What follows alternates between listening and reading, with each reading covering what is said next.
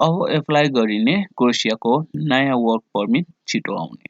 क्रोएसियाको work permit र visa सम्बन्धी हेर्ने निकाय यहाँको मिनिस्ट्री अफ इन्टेरियर हो।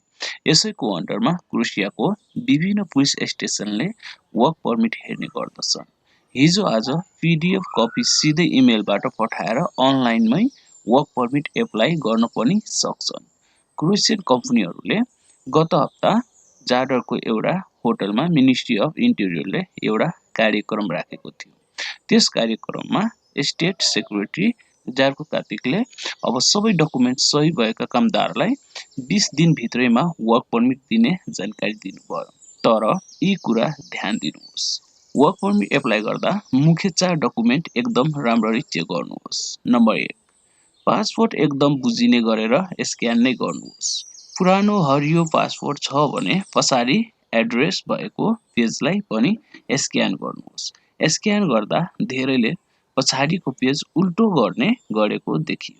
त्यसलाई सुल्टो अक्षर देखिने गरेर स्क्यान गर्नुहोला। नम्बर 2, लेबर कन्ट्र्याक्टमा सही नगरी वर्क पर्मिट आउँदैन।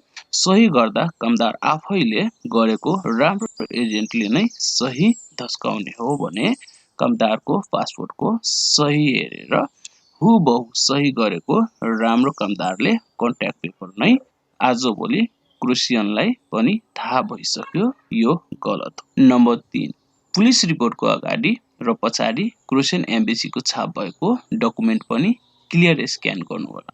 र चौथो नम्बरमा डकुमेन्ट तपाईँको स्पोर्टिङ डकुमेन्ट हो। यसमा कि तपाईँको एकाडेमिक सर्टिफिकेट हाल्नुहोस् या सम्बन्धित काम गरेको अनुभवको कागजात, एक्सपिरियन्स लेटर अथवा सम्बन्धित तालिमको कागज जस्तै सिटिबिटी या अन्य तालिम। यो डकुमेन्ट डुप्लिकेट हाल्दा आजभोलि पुलिसले फोन या इमेल गरेर सोध्ने गरेको कुरा पनि सुनियो।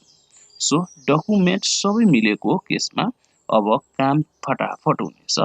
यो हामीले हैन, सम्बन्धित अफिसरले नै भनेको कुरा हो। हेरिदिनु भएकोमा धन्यवाद। यो भिडियो मन परेमा लाइक, कमेन्ट, सेयर र अन्य भिडियोहरूको लागि यो च्यानललाई सब्स्क्राइब गर्नुहोला।